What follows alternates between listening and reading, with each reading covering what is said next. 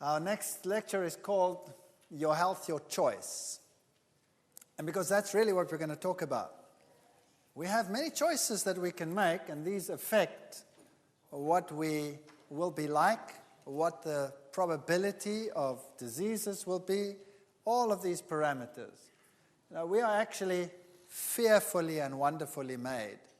And it is surprising that the human being can take so much abuse and still survive.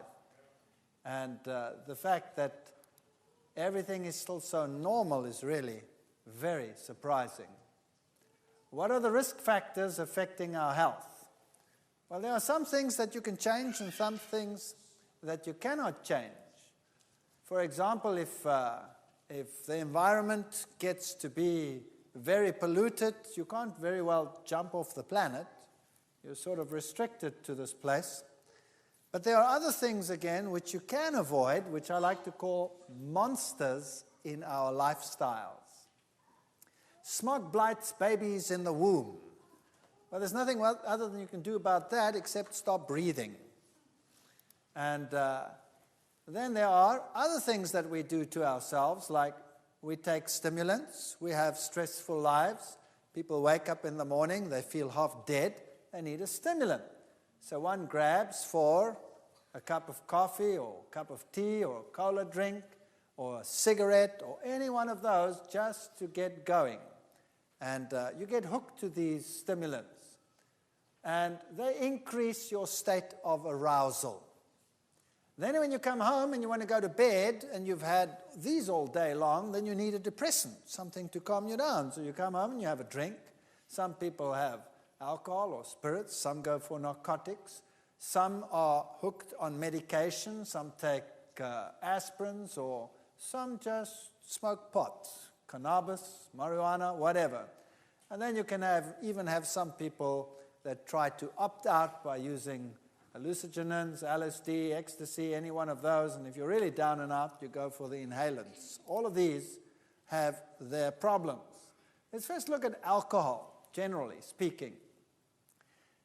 If you want to have active natural killer cells, that's a type of immune cell that gobbles up aberrant cells, like cancer cells, for example, then it's good that you should actually have no alcohol. A bout of heavy drinking influences the ability of natural killer cells to destroy cancerous cells. That's been shown. And very small amounts of alcohol can also prevent these cells from actually changing or undergoing attacks or taking part in your immune capacity. So even small amounts of alcohol reduce your immunocapacity. Cirrhosis is not something that only comes from heavy drinking. Women particularly can be prone to cirrhosis of the liver, even if small quantities are consumed. Here, for example, is a normal liver. Here is a cirrhotic liver. Notice the fat deposition. Children, for example, many can be born with what we call fetal alcohol syndrome. Typical would be a small head circumference, low nasal bridge, eye folds, short little nose, small mid-face, thin upper lip. And not all of these features present at the same time necessarily, but typically that would be fetal alcohol syndrome. You know, it's very strange that women who drink excessively while pregnant have a 30 to 45% chance of having a child affected, but notice that just 2 mixed drinks per day seems to be the level at which damage occurs. So even a small amount of alcohol is detrimental to development.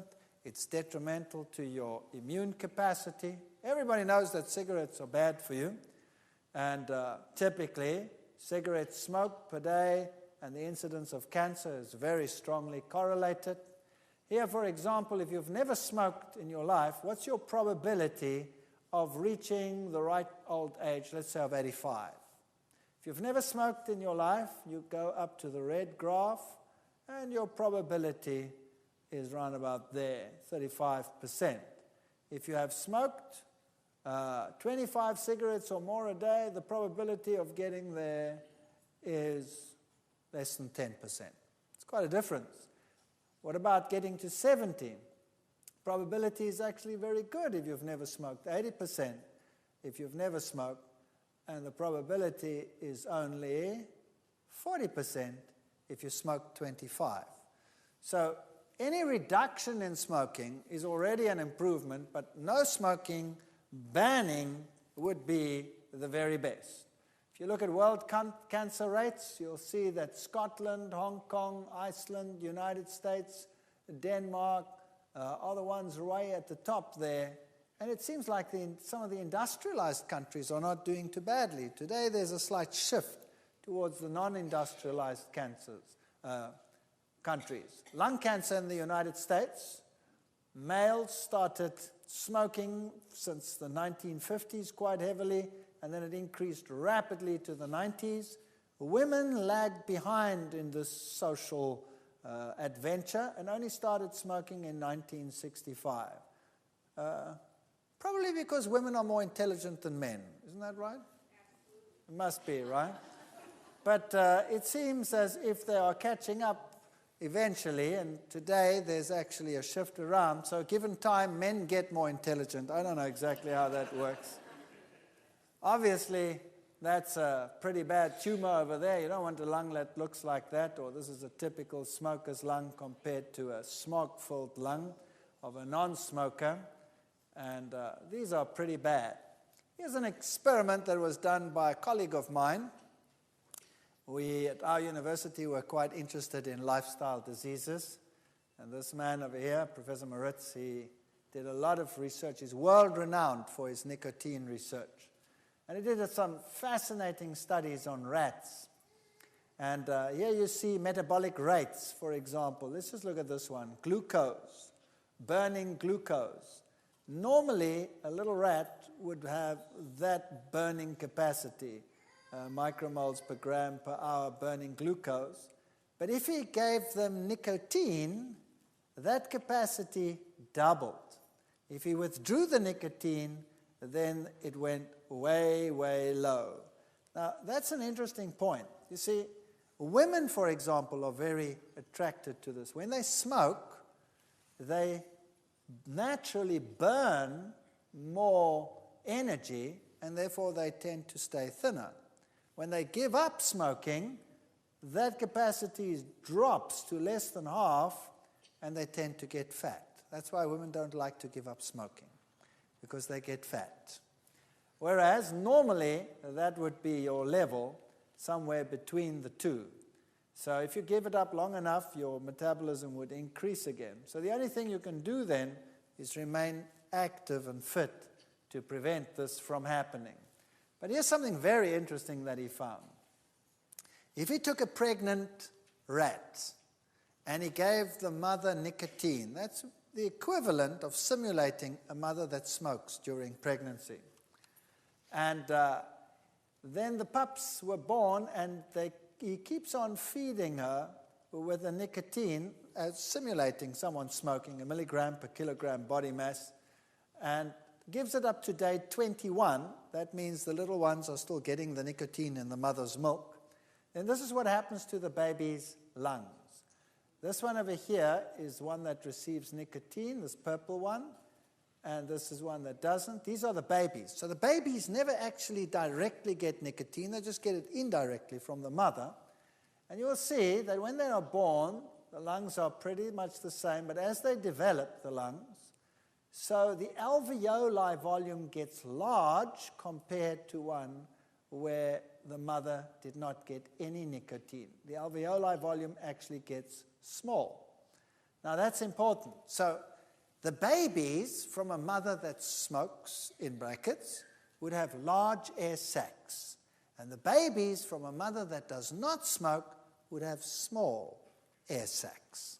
Not only that, if we look at the number of alveoli, we have the same thing. Here is a mother, the babies of a mother that never smoked, and you'll see that the number of alveoli increases dramatically with development, where it also increases in the group where the mother did smoke, not as greatly. So there's a great difference in the number of alveoli at day 42 of development. So what does that mean? Simply this, that if a mother smokes, her offspring is likely to have large little air sacs in the lung and few. Whereas if the mother did not smoke, the air sacs would be small and many. Now, what is preferable? A small one has a large surface area for the exchange of oxygen relative to volume. So if you have lots of small ones, that's the way you would want it to be. And here is the nicotine alveoli of a little baby that did not smoke. Notice the large alveoli and the little holes in it. It actually tears and the lung actually bleeds internally. This is the baby that never ever smoked. It just inherited it from the mother. And here's one where the mother did not smoke, and you'll see nice tiny little alveoli. That's just a size measure over there. Smooth, no holes in it, absolutely perfect under the electron microscope. So very nice lung development. And then he did something interesting. He took the whole lung and he put it in an acid and he dissolved all the tissue away until only the elastic tissue was left. And here was the lung of a control rat. In other words, once all the tissue had dissolved, that's what left. That's the elastic tissue. It looks like a sponge. If you took the same age one from a mother that had, in inverted commas, smoked, that's what it looked like. Wow. So basically, that is a lung of someone who has emphysema. That lung is so useless. The air sacs are large and floppy, and the elasticity of the lung is poor. So some people who have children do this to their kids. I believe my wife is one of them. She has the worst lungs under the sun. You go to that test where you blow to see what the force of your lung is and your capacity. She blows it that far. Her mother was a heavy smoker while she was pregnant, and my wife just inherited these pathetic lungs. Me, I blow that thing into the middle of next week. My mother never smoked, even though I smoked when I was stupid and young. It makes a big difference. Your choice, you see, does not only affect you, it can affect your offspring. And secondhand smoke is just as bad. Then there's something else about certain plants. We've looked at secondary plant compounds, phytochemicals that are healthy. Now, there are phytochemicals that are harmful in certain plants. And these harmful secondary compounds can cause various diseases. Now, why do plants have them? They say these plant compounds are for toxic defense. They are digestibility reducing defense, and some of them are positive, like anticarcinogens. Bad ones are called alkaloids. Some are pyrethrins. You can use them as insecticides, for example, rotinoids, cyanogenic glycosides, tannin, for example, phenolic resins, caffeols, caffeine, theophylline substances that you find in tea, for example, theobromine, a substance that you find in cocoa, nicotine, a substance that you find in tobacco plants, for example. Those are negative compounds that you want to avoid. Now, different plants have different compounds. All plants vary in the substances within them. And so the whole animal kingdom is spread over the plant kingdom. So certain animals will eat certain foods and no other foods. So, for example, the tobacco hornworm is a worm that feeds on tobacco plants. And it has an enzyme which neutralizes nicotine. So that worm can eat that plant from morning till night, and the nicotine is neutralized and excreted as though it weren't even there. But it's also attracted to the nicotine. It's its target, and it goes and it eats it. The koala bear is attracted to eucalyptus oils. And the eucalyptus oils are eaten and attracts the animal, and that's its diet. It sticks to that diet. Another animal comes along, tastes eucalyptus oil, and goes, doesn't eat it. And so the koala bear has assured that that's its diet. And so the animal kingdom is spread over the entire plant kingdom in the world. Now, it's very interesting that an ungulate, For example, the eland, which is the largest ungulate in the world. That goes along and it will eat acacia leaves. And the same happens as would happen in tea or in coffee. And we'll talk about that as we go along. Here's the coffee bean. That contains caffeols and it contains caffeine. Caffeine and theobromide, the one that you find in cocoa products, are very, very similar. Fatty acid concentration gets increased when you consume these. Blood pressure increases, stomach acid. Adrenaline, noradrenaline levels start increasing, gives you a fight and flight mechanism, a stress reaction. Digestion and absorption time is increased. Caffeine is toxic. It interferes with muscle action. It's an enzyme suppressant. It's a carcinogen. 500 grams of tea contains enough caffeine to kill 1,000 mice. That's just one packet of tea. And it's mutagenic. For example, tetragenicity, more than the normal number of fingers, hair lip, and cleft palate. If you feed rats caffeine, then they develop tetragenicity, more than the normal number of digits. Or they develop hair lips, cleft palate, and what they also develop is exencephaly. There's a higher incidence of exencephaly, the brain developing outside the body.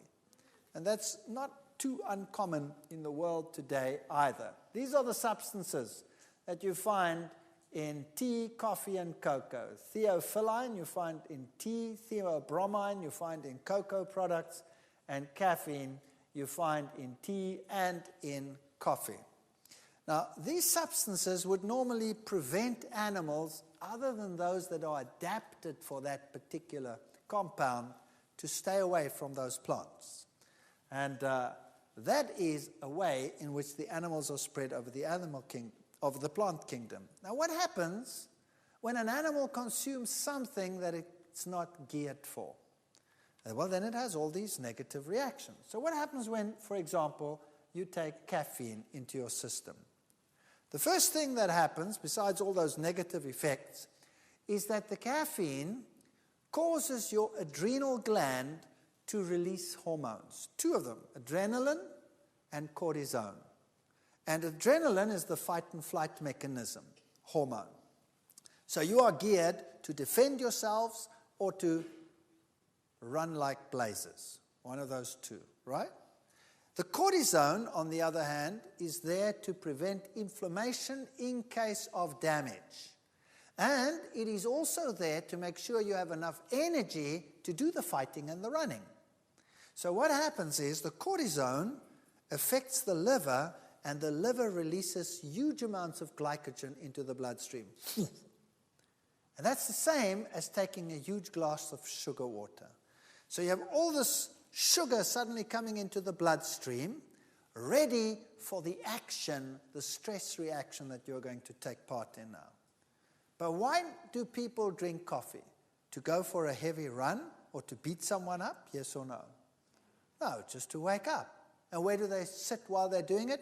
At their desk at a computer. So what happens? All of a sudden you drink your coffee and you get a glucose surge. That means you wake up. And in actual fact, you're getting ready to run or defend yourself or beat someone up. But you don't. You just continue with a computer. So now what's your body going to do? It's going to say, whoa, I have an emergency here. So it has to react to this glucose surge, so it releases insulin, and down come your glucose levels. And then all of a sudden you're hypoglycemic, like we discussed just now. That means you're feeling lethargic, tired, stressed. What's the solution to the problem? I need another cup of coffee. So you get another cup of coffee, and you go through the same process over and over and over again. And instead of doing what you're telling your body is happening to you, you are shunting all of this into a totally different direction. It's the worst thing you could do with your body. Tea. Now here's a typical tea plantation. Look how nice and square it is. And there is my example of this nice animal, the eland. Now, the animal that you see on the screen there does not eat tea. It eats acacia leaves. Now, the eland is attracted to acacia leaves, and the acacia leaves have tannin in them. Now, as the animal eats the acacia tree, the tree actually protects itself against overgrazing. So what happens, as the leaves are broken, they release a pheromone, and the pheromone warns the tree and the rest of the trees around something's breaking the leaves. It's a fascinating system. And the trees respond by increasing the levels of tannins in all the leaves. And then at a particular point, the eland will bite and the leaf is astringent. And so it will leave the tree and go somewhere else. It won't eat the tree next door because that one's been warned as well and also is impalatable. So he'll walk about 50 meters and then he'll start grazing again. And then the same happens, and that's why the animals graze and walk and graze and walk and graze and walk. It's a marvelous system. Evolutionists say it developed by evolution. I believe it's design. I believe God put it into the tree to prevent the eland from, what prevents this animal from just stripping the whole tree? What prevents it? Nothing. Here's a mechanism that tells it, enough for you, off you go and eat elsewhere. Now there's something else that's interesting. A tree wants to grow. And so the young leaves and the buds are protected as well by putting higher levels of these noxious compounds in the young leaves. We call it the ephemeral tissue, into the young leaves and buds. And then the animals come and eat, and they eat the older leaves rather than the young ones, because the young ones are impalatable to them. And that way, the tree can actually grow even though it is being grazed upon. That makes sense, doesn't it? Imagine if animals came along and only ate the young growth. The tree would never be able to grow. No plant would grow. That would be the end of it. So nature is designed so that there is no overgrazing and that plants can grow even though they are a food source for animals. It's actually a magnificent system. So now, what have we established? When these levels are high, they are deterrents to animal. They cause digestive problems. They cause repression of enzymes and functions such as that. So now let's see what happens when you go to gather tea. Notice that these plantations are square on top and on the sides. They are square. How did that happen? See, what they do is they go and they have found out that it's not good to cut the leaves. The best is to take a long stick and to walk and to trim them. So they go, and they cut them this way. They trim them down to these nice square. That's how they prune them. What does that simulate? So you're breaking the leaves like that. What does that simulate? Yes, that's right. It simulates an animal eating the plants. What would be the natural reaction to the plants after this? To raise the level of compounds that act as deterrents. And when the young leaves then come out after that process, they will have higher levels of deterrence than in a plant that had not been treated in this way. Does that make sense? And then the pickers go out, and for the very best of teas, what do they collect? The two top leaves and a bud. Those have the highest levels of these noxious compounds in them that any self-respecting animal would avoid, but not man. Man picks them, and then what does he do with them? Well, he dries the leaf, and that he calls green tea. But that's not good enough for most people, so what they do is they take all these leaves. By the way, how does he dry them? By cutting down the forest, making huge amounts of smoke, and drying it that way. Then he takes this tea and he puts it into fermentation vats, and he adds bacteria, and then he ferments them. Now, bacteria have to live. What do they live on? They live on everything that is edible in that leaf. And they ferment it away until it's all gone, and what remains in that leaf? Only that which is non-usable. So now, when you take that and you dry it again, what do you have then? Then you have high concentrations of toxins which no self-respecting animal would even get near to. It would be astringent, and it would be bitter, and it would be a taste and a metabolic deterrent. And what do we do with it? We make a solution, and we pour it into a cup, and then we say, drink it. Now do a baby test and give a cup of black tea to a little baby and watch its face. It'll take a sip and it'll go, how? And spit it out, right? What do? Obviously, the thing is impalatable. It's as bitter as gall. It's full of toxins. We have to make it palatable. So what do we add? Sugar, because it's bitter. Now we add the sugar to take away the bitter. We are the stupidest animal on the planet, no doubt. You add the sugar, and then it's still astringent. So what do you add to prevent that, to make it smoother? You add cream. And then you can actually get this noxious compound down. And it's still so wickedly bad that you have to make a culture out of it. So you put it in a neat little cup and you raise the finger and you teach everyone that you have to drink it like this. And then you must say, afterwards. And when you've learned that, you've become a tea drinker, right? And there is no animal as moronic on the face of the earth. No other animal would do that except man. So tea and coffee is bad, bad news.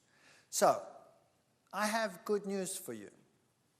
There are many, many plants out there that have very good phytochemicals in them, and herb teas are not made from 2 leaves and a bud. How do they make herb teas? They take the whole plant and they use the whole plant for herb teas. So that is the best way to go about it. And then I have another piece of good news for you. There are some herb teas on the market which taste just as bad as black tea. So you don't even have to give up anything. You just switch to a horrible herb tea, and then your problem is solved. And you add whatever you wanted to make it palatable. But the good news is there are herb teas that are actually palatable. So do yourselves a favor and a flavor. Switch to herb teas and cut out the ones with the alkaloids. Sources of caffeine, for example, ground beans will give you 66 to 80 milligrams in a 2-cup drink. Filter drip will give you 110 to 180. So those are your typical coffees. Decaf will give you very little, but decaf contains the extractant, which is equally harmful because these are normally organic compounds with which they dissolve the caffeine out. So you're losing the caffeine, but you're gaining the extractant. Teas, as you see, are also quite rich in caffeines, and then your cola drinks also have caffeine. So Coke has a double whammy, 12 teaspoons of sugar, plus it has caffeine. It gives you a double whammy. So Coke actually should never be consumed by any human being. In fact, that company, well, what's the name of the product? Coke. Why? Because it's the extract of what? Cocaine plants. And these days they have to extract the drug, but it makes it addictive, or it used to in the past probably, and now they just add caffeine to solve that problem, because that'll make it also addictive, because they'll make you constantly hypoglycemic and on you go, and it makes it addictive. Chocolate products are bad, bad news. Look at all the products and the theobromines you get out of those. Cold remedies, weight control things, diuretics, they put these compounds into everything. For example, a simple slab of Cadbury milk chocolate, 1 ounce, will contain 44 milligrams of theobromine. Chocolate syrup, 2 teaspoons, 89 milligrams. Chocolate flavor, mixed milk, 120 milligrams. We give it to our kids all the time. I don't understand why we do that. These days you can buy soy milks that have got chocolate and cocoa products in them. Well, why don't they make one with carob? Why do they have to make it with caffeine and theobromine products? I wouldn't drink it. I'd just watch people drink it. Now, that's one thing we can avoid. Remember, this lecture is called Your Health, Your Choice. It is your choice whether you want to drink cocoa products, whether you want to drink teas and coffees, when you could drink herb teas, and you could replace your cocoa products with carob products and retrain your palate, and you don't really have to give up anything, you just switch to something better. And there's something else that we do. Fats and cardiovascular diseases. The type of fats we consume are very important in terms of how we live and how we die. For example, amongst men, the big killer is heart disease. And about 27% of men will die eventually of heart disease. In women, the situation is better, or so they might think. Only 18% of women are less likely to die from a heart disease. But here's the problem. Here's a New Scientist article. Surprise, the truth about women's hearts. If a woman gets a heart attack, she is 72% more likely to die from it than a man. 72% more likely to die from it than a man. Why? Well, the reason is that a woman has these estrogen hormones. And estrogen is what's going to cause the problem. When a woman gets a heart attack, then the heart goes into fibrillation, but not only the heart, the big vessels coming out of the heart, the vessels themselves go into fibrillation. And that's what will give them a far greater risk of dying. A man not having those estrogen levels, the heart goes into fibrillation. If they can shock it back into reality, that's so fine. But at least the vessels don't fibrillate. And if your vessels fibrillate, well, then the blood doesn't go through that either. You cut off the oxygen to the brain, and then you die. So a woman is more likely to die from a heart attack than a man. If you take a typical statistics in the States, for example, then you'll see almost a quarter of the population, I mean, that's horrendous, have some form of cardiovascular disease, like high blood pressure, 50 million, coronary heart disease, 12 million, myocardial infarct, 7 million, angina, 6.2 million, stroke, 4.4 million, rheumatic fever and heart disease, 1.8 million. That's the American Heart Association. That's pretty horrendous. And cholesterol levels are very, very high. 98.1 million American adults have high cholesterol levels. Even young kids, 19 years old, have cholesterol levels of 165 milligrams per deciliter. There's only one nation that keeps up with them, and that's Finland. No other nation. And that's the reason why. That's the diet. That's a very high cholesterol-forming diet. Dairy products are very cholesterogenic. Eggs, meat products, those are the ones. Seafoods are relatively high too. And roe, for example, 300. Salmon is pretty high. Shrimp, all of these products, especially down here in your state, very high cholesterol diets that we see over there. Dairy, one of the very high cholesterol foods. We'll deal with that later. Whereas high-fat foods in the plant kingdom, like avocados, coconuts, they are not cholesterogenic. There is a notion that they will cause high cholesterol, but they don't. They don't cause high cholesterol at all, because the protein associated with it is plant protein. It actually lowers cholesterol. And the avocado, the oil in it is a monounsaturated oil, and it lowers your cholesterol level. So no high cholesterol from those products. Here is a typical way in which clotting and plaque formation forms. This is what you want. You want a nice, squeaky clean blood vessel without any of these compounds. People today say that cholesterol is not really the problem. In actual fact, they're right. Cholesterol is not the problem per se. It's the way in which the cholesterol is distributed that's the problem. Here's the Framingham Heart Study, which clearly shows that the more cholesterol, the higher the risk of cardiovascular disease. So yes, the risk is higher. But how the cholesterol is distributed plays a very, very important role. If you have cholesterol clogging your arteries, then the arteries' lumen becomes smaller, and then you have a greater risk of a disease. Typical plaque formation. Notice how small the lumen has become. This is a person who has died of a heart attack, and you can see the clogging of the arteries over there. So a plaque is this mass of fat and cholesterol. Arteriosclerosis is hardening of the artery. Often calcium deposits come in there because you have such high acid diets that the calcium even deposits in the blood vessels. Then you can get clots, and they can start floating around and cause strokes and heart attacks and all kinds of problems like that.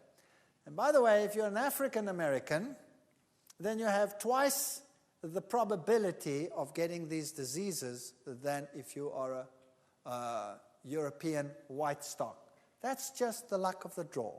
It just happens to be so.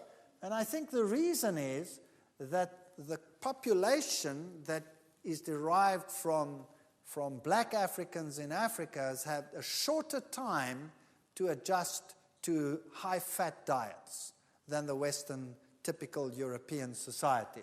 So that's just something we have inherited over time, a greater capacity to deal with a bad diet than the poor black people have that have had a shorter history of such diets. Now here's something that's very fascinating. The American Heart Society started warning against saturated fats and said they were the ones that caused heart disease. And by the 1970s, this started taking effect. And the average American started changing his diet, taking more polyunsaturated fats and less saturated fats. Is that correct? And they told everyone to switch from what to what? From butter to margarine. That's right. And lo and behold, it worked like a bomb. Here's the American figure, and you can see that heart attacks dropped dramatically between 1970 and 1993 when this advertising campaign made the people aware that they had to change their diets. In the UK, you had exactly the same thing. They were a little bit slower in taking off, but their heart attack rates also came down. The Japanese, in general, didn't have that problem to begin with in those years. Didn't have the problem. So, obviously, the problem was the saturated fats. And so, all over the world, advertising campaigns started saying, switch to polyunsaturated fats and prevent heart disease. That was great. But what about fats and cancer? Same time period. While down came heart attacks, in the same time period, up went cancer. Breast cancer soared, prostate cancer soared. Now, what was the problem? What was the problem? World all-siter cancer rates. Hungary, Czechoslovakia, Luxembourg, Denmark, Scotland, Hungary, England, Wales, all the high-fat consuming nations were the ones that showed the high cancer rates. And so in the 80s, they started doing experiments and found that your diet is affected by what you eat, and particularly your fat intake. So the more fat consumed by a nation, the higher the risk of cancer. The Netherlands, for example, was way up there. Denmark, UK, New Zealand, Canada, Switzerland, US, those are the top of the hit parade countries, high fat consuming nations. And they clearly showed that if you fed a rat a carcinogen, that's something that produces cancer, and you feed it a high-fat diet, then it has more cancer than if you feed it a low-fat diet. In fact, twice as much cancer. So obviously, fat caused the cancer. And the types of cancer particularly were breast cancer, colon cancer, rectal cancer, prostate cancer, and pancreas cancer. Those were the cancers that were induced by fat products. World breast cancer and prostate cancer, look at the prostate cancer. Switzerland and Norway are top of the hit parade. I'll be dealing with that when we're dealing with dairy products. Breast cancer, England and Wales, Denmark, Scotland, Ireland, and those countries, New Zealand, all the heavy animal fat nations were the ones that were involved there. Colorectal cancer, the same sort of picture, New Zealand at the top, Hungary, Denmark, those are the top cancer countries in the world. So what you eat affects your health. Now in the next session, we will be looking at what it means to change the fat in your diet.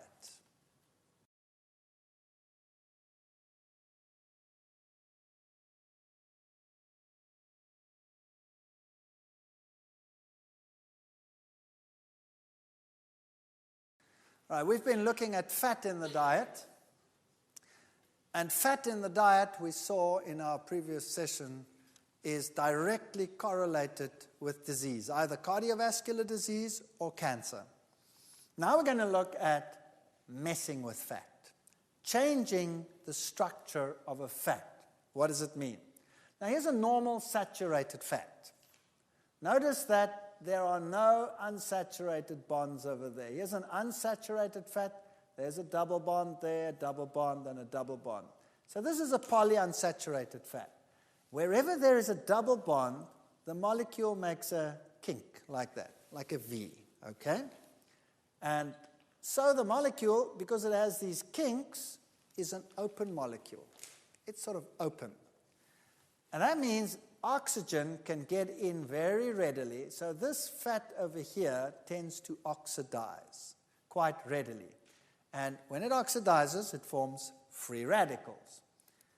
So when you extract a fat, it starts oxidizing. And the more unsaturated it is, the more it forms free radicals. For example, the polyunsaturated fat is unstable, and it causes free radicals over time. So you need a balance between polyunsaturates and antioxidants. And the natural antioxidants that you find in plants are vitamin A, vitamin C, vitamin E.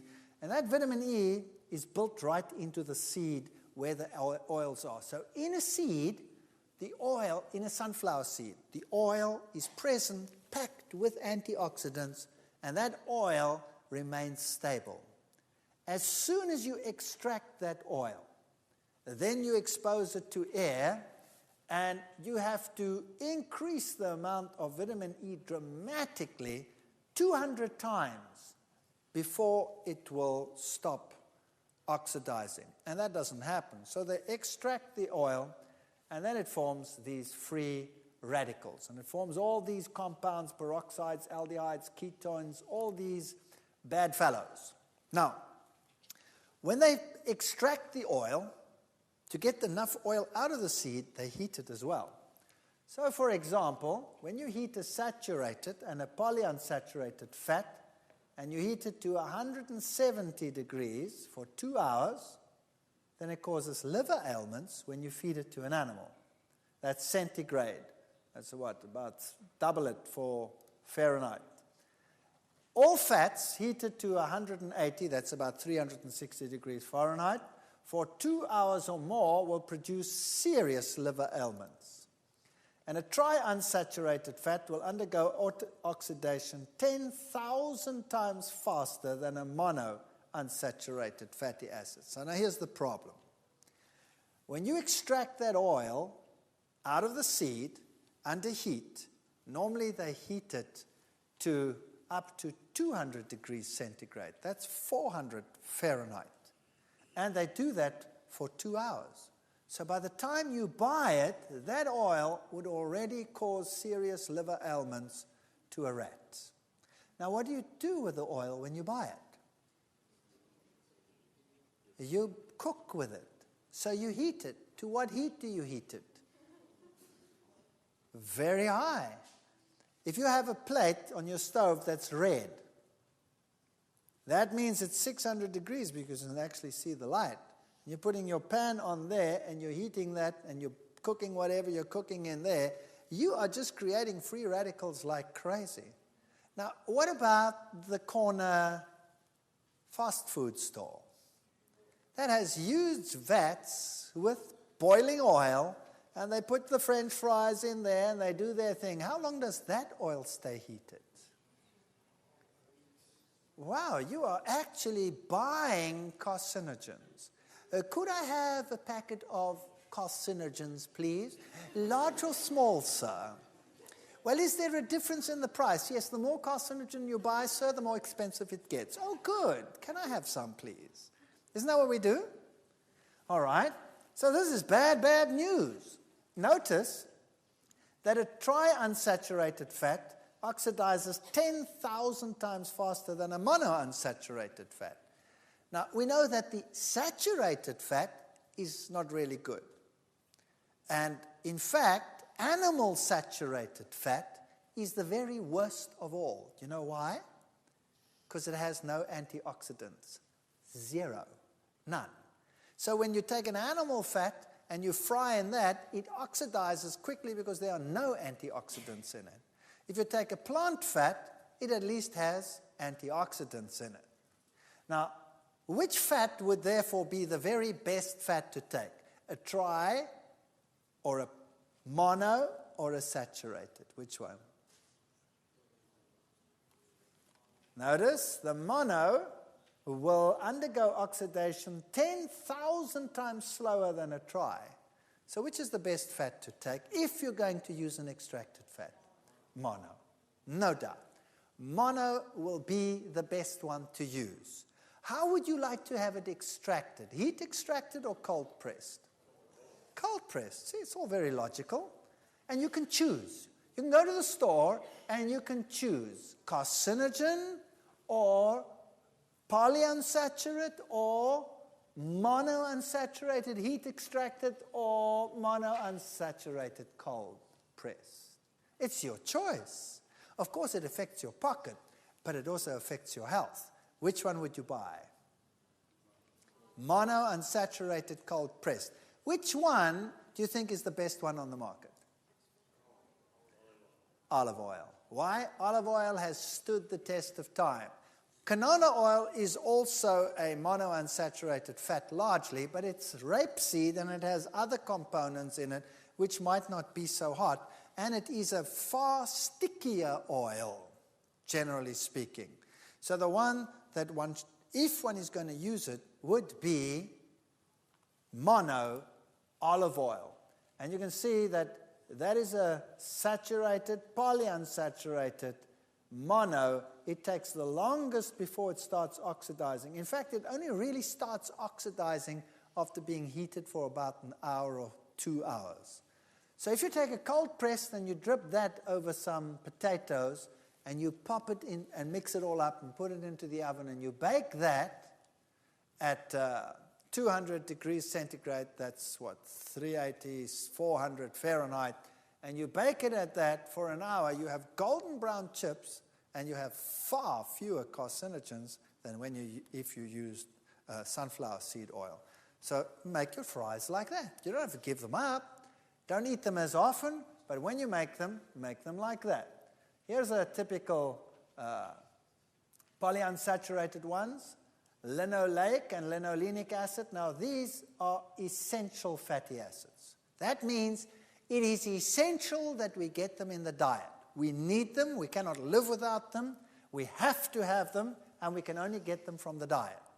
Now, what's the best way to get them? Extracted or in whole food? Absolutely. That's the best way to get them. Hydrogenated margarines and oils are another problem that we're facing today. U.S. News report, it is a violation of the law to make any claim that polyunsaturates can prevent or treat heart disease. Very interesting. What's happening here? Oil in margarines will be soya, maize, sunflower, olive, coconut, palm oil. there will be emulsifiers, preservatives, colorings, flavorings. Then you go through a process of removing the gums, neutralization with caustic soda, bleaching, filterizing, and then a process called hydrogenation. Heat and a catalyst and hydrogen. It's filtered, neutralized, bleached, deodorized, etc., and then they make the margarine. All right. Now, oil is a liquid. Plant oils are liquids, and polyunsaturates are liquids more than saturates. So now, normally, all oils naturally are in a form that we call the cis form, which means if you have your double bond, the two sides of the chemical arms are on the same side of the double bond. Now, when you change this fat and you hydrogenate it, you switch the one arm around. So then you have what we call a transform. Now, they are on opposite sides. I always explain it to my students. It's like giving someone a hug. If the two arms are on the same side, you can give him a hug. But it's very hard to give someone a hug when you look like this. It's very hard. So this form is the only form that our body recognizes. We have enzymes for this form, but we don't have enzymes for that form. Now, why do they change the form from this form to that form? The answer is this. That form is a liquid. The cis form is a liquid, and the transform happens to be a solid. And they know that you do not want to pour your margarine over your bread. You want to smear your margarine over your bread. Does that make sense? And there's one other thing. When it is in this form, in the transform, the bacteria don't have the enzymes to recognize it either. Which is good for the industry. That means that fat will not go rancid. But you know what? The younger generation doesn't know what rancid is. They don't know. This has gone rancid. When last have you heard that? It doesn't exist anymore. Why not? It doesn't go rancid. Why doesn't it go rancid? Because the bacteria don't want it anymore. Why don't they want it anymore? Because they can't digest it anymore. Good news, they have the same enzymes to digest it that you have. That means you can't digest it either anymore. So what is a margarine, really, if it's full of trans fats? It's a foreign substance. I call it shoe polish. You see? He already answered. I call it shoe polish. It's good for shoes, but for human consumption, no. So now you have a fat in you that you do not recognize. What do you do with it? What are you going to do with it? You're going to store it where you won't ever use it. Don't you store the things you don't use in the upper cupboards, right? So you will store it under the skin, as far away from the heat source in the body as possible. And then it starts getting into the connective tissue and it makes bumps. And you look at it and you say, ooh, I've got cellulites. And you start training like crazy, but you know that stuff just doesn't go away. Have you noticed that? Cellulite just won't go away. The only way to get rid of it is to stop eating this plastic, which is trans fat, and exercise, and eventually it'll go out through the skin because your skin is oily, the cells burst, and the fat gets released that way, and that solves your problem. So trans fats are not a food. They are not fit for human consumption. They were never meant to be a food. They are good for the industry, and I have found out over the years that whatever is good for industry is normally bad for you. Isn't that so? All right. Now, unfortunately, they found out that if they add a certain percentage to normal oil, so that it still stays liquid, the bacteria don't like it as much either. So when you buy oils, sunflower seed oils liquid, read on the label, and it says sometimes partially hydrogenated. Have you read that before on the label? That means partially unfit for human consumption next time you read it, okay? And so don't use it. If you're going to use a margarine, use one that contains no trans fats, only natural oils, and uses something else to make it thick, like cornstarch or something like that they normally use. You can buy margarines like that, but generally speaking, any extracted oil is bad news. Let me explain why. Take a breath. Let's continue. Think about this. If I take a basin of water and I pour oil in it, and then I take hot water, warm water, and then I take a plate and I go dip out. What will my plate be like? Oily. If you run your finger along it, you'll have a film of oil on it. Isn't that right? Now, if you take free fat and you put it into your stomach, that's hot water, 37 degrees. Now you put food in it, and you dip it in, and each piece of food has a layer of oil on it. That means the enzyme, which is water-soluble in your stomach, can't get through, and it takes longer to digest, and you get fermentation. When it goes through to the rest of your intestine, you add bile salts, and the fat becomes miscible. It's already there, and the fat goes into the blood here in the top part of your intestines already, and it ends up in your blood, and now your blood has fat in it, and all your blood vessels, consider them plates that you're going dip, dip, dip, dip, dip, dip, dip, dip in the fat. And now your blood vessels contain all these, and the exchange of oxygen is slowed down. That means you're getting less oxygen to your brain. That is why if you have a fatty meal, very soon thereafter you go, and you fall asleep. Isn't that right? Whereas if you had no free fat in your diet, it would first have to be digested. It would be released as free fat lower in the intestine. It would be absorbed way low down and not go straight into the normal bloodstream. It would first go into the portal system, first go to the liver. The liver would work with it like a factory, take it out and pass clean blood to your heart, and you would never have that. So if you had a whole food diet, you would stay awake. And you come to your class and your students are all asleep. It's a nightmare. It's a nightmare. So, switch to margarine. Women who eat 4 or more teaspoonfuls of margarine a day have a 66% greater risk of heart disease than women who have margarine less than once a month. Now, why is that? The trans fatty acid levels in the margarine seems to be the problem. So, you don't want trans fats. Trans fats are not a food, and they cause cardiovascular disease. And the polyunsaturates, they cause cancer. Margarine is not a good idea. Not a good idea. So what do you replace it with? There's another lecture coming up on that. Mopping up free radicals, we've already discussed it. So what you want in your diet, because we're going to face these hazards in the world, is you want lots of fruits and vegetables and natural foods such as these in your diet to help you cope with that situation as we discussed it in the previous lecture. All of these will help you mop up those free radicals. And it's very important that you don't just look at them, you actually eat them. Now I want to speak about one real hazard in the world today. I just want to make it quite brief.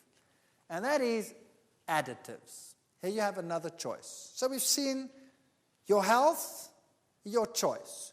You can choose the oil that you want to buy. You don't have to give it up. You just choose the one that's going to be best for you. You can eat it in the whole form, or you could eat it in the extracted form. There are many, many things that you can do. But you can also look at what they put in the food, the additives. Today, there are about 8,000 additives listed by the World Health Organization. The number is increasing dramatically. Anything from anti-caking agents, anti-foaming agents, dyes, bleachers, bulking agents, emulsifiers, stabilizers, firming agents, flavorants, gelling agents, preservatives. The list is just endless. And there are many food intolerances that people have. You have non-immunological toxic effects, and then you have immediate ones, delayed ones, psychological effects, physiological effects. 10 to 20% of the population is asthmatic. Much of this can be alleviated just by getting rid of the additives, like sulfate oxidase deficiency leads to asthma. Dairy products is another one we'll be dealing with later. Now, the food additives are used as all of these components for colorants, etc. Some of them are used during processing, like foaming agents, anti-foaming agents, pH control agents, and all of those. And some are used in the final product, like your antioxidants, your colors, your pH control agents, your texturizers to keep things crispy, etc. And these are some of the behavioral reactions. Migraine, hyperkinesis, that's hyperactivity, or super sluggishness, photophobia, depression, irrational behavior, all of these, paranoid ideas, even transient blindness, and then all of these nerve disorders, insomnia, fatigue, nervous tics, all of those can be attributed to food additives. Sweeteners are one of the worst ones to watch. They're used in place of sugar, as you know. Saccharin is a very common one. It's implicated in abnormal cardiac rhythm, causes itching, nausea, swelling, blistering. It's a mutagen. It's listed as a carcinogen and banned in some countries. Some countries don't ban it. I don't think the United States actually bans it. It's one of the countries where you can get it. So saccharin is not one that we should take. But one that is probably most rampant in the world today is aspartame. It is used everywhere. It's used in power drinks. It's used in sport drinks. It's used in sweets. It's used so widely that it's scary. You'd have to watch where it is used. Aspartame is the technical name of a brand name such as NutraSweet, Equal, Spoonful, Equal Measure, all of those. And it accounts for about 75% of adverse reactions in the United States, for example. There's some 90 symptoms associated with it: headaches, migraine, dizziness, seizures, nausea, numbness, muscle spasm, weight gain, rashes, depression, fatigue, irritability, tachycardia, fast heart rhythm, insomnia, lack of sleep, vision problems, hearing loss, heart palpitation, breathing difficulties, anxiety attacks, slurred speech, loss of taste, tinnitus, vertigo, memory loss, joint pain. I mean, the list is just endless. That's definitely one to avoid. Now, what does it do? This is what can be triggered by aspartame. So brain tumors can be triggered by it. Multiple sclerosis, if you have it latently, it can be triggered. Epilepsy, chronic fatigue syndrome, Parkinson's, Alzheimer's. Doesn't cause it, it just exacerbates it. Mental retardation, lymphoma, birth defects. Oh, terrible stuff. Now, what is it made of? 3 chemicals: aspartic acid, phenylalanine, and methanol. 2 of them are amino acids. So there's 2 amino acids. So people will tell you aspartame is a natural product. It's made of amino acids. In fact, free amino acids are sweet. And so most amino acids will act as sweeteners. And phenylalanine is probably one of the sweetest. So if you take that freely, it's sweet to the taste. Aspartic acid is the other one that is sweet to the taste. And then also contains methanol. Now, aspartic acid, as you see, is an amino acid taken in its free form. It significantly raises blood levels of aspartate and glutamate. Now, the same you will find in monosodium glutamate, MSG, that you find in Chinese food a lot. And aspartate and glutamate are what we call excitotoxins. Now, people will say, no, hang on a second, it's just an amino acid. But think about this. No animal in the world, no creature in the world ever eats free amino acids. You just don't do it. How do you get your amino acids? You eat a protein. And the protein is not sweet when you chew it. The protein goes into your stomach and there it is cleaved into blocks by the enzyme pepsin. And then it goes through to the duodenum, and there it is cleaved by another protein called trypsin into smaller pieces. And then it goes further down in the intestine, and then the amino acids are cleaved off one by what we call exopeptidases, enzymes that cut them off piece by piece.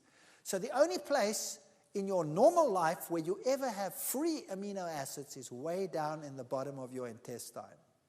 Now, where does that go to? It goes just like that fat. Where does it go to? It goes to the liver. And the liver is a factory. It is your food factory. And it builds everything into your type of protein that you need and then transports it to wherever it has to go. So you never have excesses of those free amino acids free in your blood.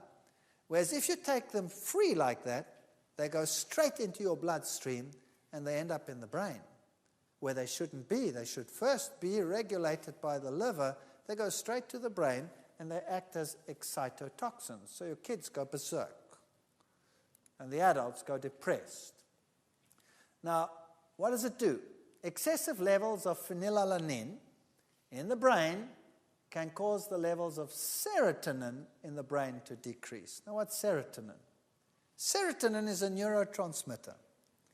Now, schizophrenics have low levels of serotonin, and they go berserk. They're dangerous, they can kill you, they are out of control, so they're put into asylums. And then a psychiatrist comes along and he gives him medication to what? Raise his serotonin levels, and then he's quite normal. You can talk to him, there's no problem. There's no problem with that person. And as soon as he's off the medication, down goes the serotonin levels and he becomes aggressive. So now imagine this. We are making our society aggressive by giving them excessive levels of phenylalanine. Kids that drink these power drinks and that drink these sports drinks have high levels of this compound, and that's what happens. And then they become highly aggressive. And by the way, the antioxidant that they put on snack foods, like chips, butylated hydroxytoluene, butylated hydroxyanisole will do exactly the same thing. Lower the levels of serotonin. What do our kids eat in break? They eat these snack foods, and they're hyperactive, and they're aggressive, and they kick each other to pieces. Methanol, what does that do? That's the other compound in it. The recommended limit of consumption is 7.8 milligrams per day.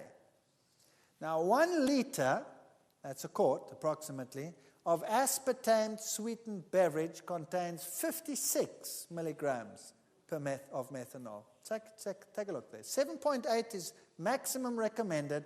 1 liter, not 1 quart, will contain 56 milligrams. So heavy users of aspartame consume as much as 250 milligrams of methanol per day, or 32 times the recommended amount. Wow. That is bad news, and that will cause problems and diseases like you cannot believe. So aspartame can be found, for example, in instant breakfast foods, breath mints. Read them, those little ones, very often, those nice, cute ones. Watch them. Cereals, sugar-free gum, cocoa mixes, coffee beverages, frozen desserts, gelatin desserts, juice beverages, laxatives, multivitamins, milk drinks, pharmaceuticals, supplements, shake mixes, soft drinks, tabletop sweeteners, tea, beverage. It's everywhere. Wine coolers, yogurt. They put this stuff into everything. I think they're on an agenda to destroy society. I think that's what they want to do. By the way, the level of brain tumors in areas where aspartame was introduced is far higher than in places where it's not introduced. So it's even carcinogenic. MSG will do very much the same thing. General weaknesses, palpitations, headaches, cold sweating, shuddering, especially in children. So what am I basically telling you? By the way, if you take these sweeteners that consist of amino acids, this is what happens. Imagine this. You put this into your mouth and you pick up sweet. Your tongue tells you sweet. Now, there's a nervous connection between your tongue and your brain, or else you wouldn't know that it's sweet, right? But there's also a nerve that attaches to your brain, and the brain says, sweet, something's on the way. What is it? Sugar. And it sends an impulse down to the pancreas and tells the pancreas, sugar on the way. And the pancreas says, brain says, sugar on the way. Starts producing insulin. And then, after a while, no sugar comes. All you have is amino acid coming down. And the pancreas says, hello, what's going on here? Where's the sugar? The brain says, I know it's coming. I tasted it. Are you calling me a liar? Of course not. And so this communication goes on, and the pancreas responds every time to the brain and produces insulin. And then nothing happens. And guess what happens? It's just like a kid that you tell something too often. What do? They filter it out and they don't even hear you anymore. And so the pancreas stops reacting. And now you have a big something sweet. And the brain says, sugar on the way. And the pancreas says, and suddenly the sugar's in the blood. And then what you have? You have a crisis. You have too little insulin production. So sweeteners, bad news. If you want to make something sweet, then use dates, for example, or natural products like that. So headaches, sweating, seizures, shuddering fits, all of these. The antioxidants we've already spoken about, butylated hydroxytoluene, butylated hydroxyanisole, those are the ones that they put onto all the snack foods. They also lower the serotonin levels by as much as 40%. That's like a schizophrenic. You're turning your kids into schizophrenics. Colorants cause hyperactivity, aggressiveness, allergic reactions, anaphylactic shock. Tartrazine is particularly bad. Preservatives, the sulfites that they use, they cause asthma attacks, for example. It's also a mutagen. So if you buy something that has been sulfur treated, then what you do is you soak it. Say dried fruit. Just soak it, throw the water off, and then you don't have that product on there anymore. Sodium benzoate is a very common preservative in most dairy products. All margarines have it just about. It's very similar to tartrazine, so it's a hyperkinetic. You want to avoid those. The nitrates are carcinogenic, the nitrites that they put into cold meats and cheeses, but we'll cure you of that, so that's no problem. So when you're reading these bottles, it's a nightmare. Going shopping in a supermarket has, for me, become a nightmare. And I stand in front of the racks, and I read the labels. And I put the product down. Anything, peanut butter. You want to go and buy peanut butter? You read the labels. And I call the supermarket manager. My wife freaks. She runs away. And I say, excuse me, sir, I'm looking for peanut butter and I can't seem to find it. And he says, but sir, there it is, right in front of you. I said, no, sir, not toxic waste, peanut butter. Let me show you. And then I give him the list of the ingredients and I tell him what each of them does. And I say, don't you have peanut butter? This and this and this and this brand don't have those things on it. Why is it that you only have these brands on your shelf? Couldn't you cater for people that want food and not toxic waste, please? And if enough people do that, eventually you have food on the shelves. So pressure. And read. Learn to read the labels. And start switching to these types of foods. And I know there are problems there too, with sprays and all of that. But we'll be dealing with that as we go along. But this is health food that prevents most of those problems. So basically, your health, your choice. Start reading your labels. Don't pick the brands that have the products. Choose the ones that don't. For example, simple thing. If you want to buy ketchup, the one contains vinegar, as an agent to make it sour. The other one contains citric acid.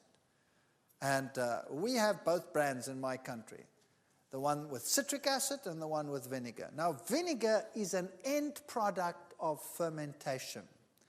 In fact, bacteria will go no further in the fermentation than vinegar. There it stops.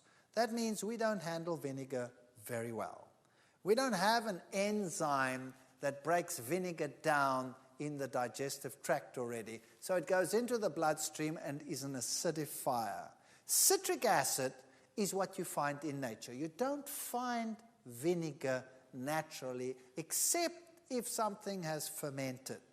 So the natural sour in citrus, for example, is citric acid. Lemon juice is highly sour, but it is a compound that you break down readily. So if you can choose the one that has citric acid and not the one that has vinegar in it, acetic acid. And if they don't have one, phone the company and say, excuse me, why do you put this and that in your product when this and this and this is better? And if you do that long enough, eventually there'll be a brand that has citric acid. And look for it.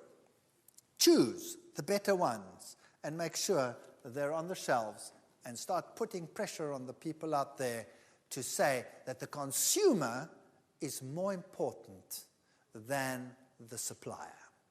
And your health, your choice. Thank you.